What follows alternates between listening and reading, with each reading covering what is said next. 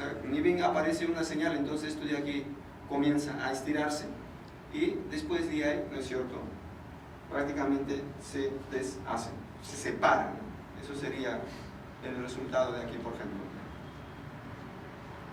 Muy bien, entonces la siguiente parte es cómo se puede estabilizar, es decir, cómo conseguimos de que esa fuerza, por cierto, esto de aquí, ¿cuál es el origen de esta fuerza que está, digamos, jalando, importando, ajustando a la garganta del agujero negro?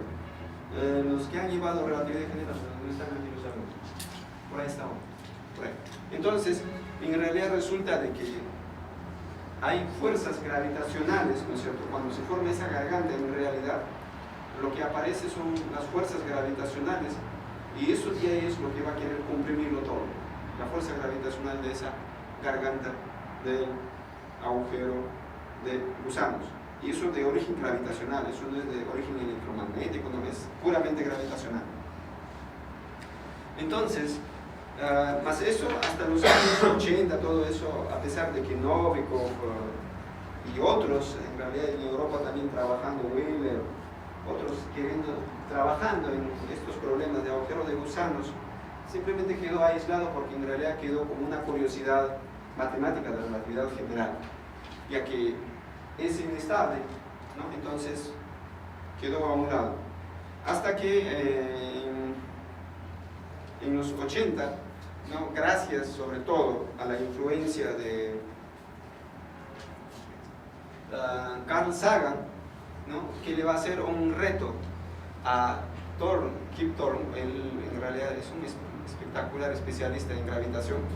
Entonces le va a hacer una propuesta, ¿no?, de que es posible construir esos agujeros de gusano, porque lo importante de Carl Sagan era de que esos, en su libro, narra la posibilidad de hacer contacto con otras civilizaciones. Entonces, le propone a Kip Thorne de que si eso realmente, y es más, no solamente que él no le dice de que si sería posible, sino que él dice que eso es posible, ¿no es cierto? Entonces, Kip Thorne, en realidad, gracias a eso se va a lanzarse a investigar el agujero de gusanos. Pero aquí para nosotros es importante lo siguiente, de que antes de los años 80 eso ya era digamos, una curiosidad, se permitía pasar la luz y ya era un espectacular resultado, sería un espectacular resultado, y si permitiera una partícula también. Pero aquí con Sagan y Kip Thorne lo que van a proponer, ¿no es cierto?, sobre todo Sagan lo que va a decir es, no queremos para una partícula, queremos una real, para que un astronauta podría viajar, un ser humano. Entonces, ¿cómo conseguirlo? Bueno, eso era, yo incluí porque en realidad yo pienso que un soñador que venga a uno que está ya haciendo problemas de, aquella fecha probablemente estaba con problemas de ondas gravitacionales, entonces que viene con esto, que te saquen de eso y realmente no es fácil.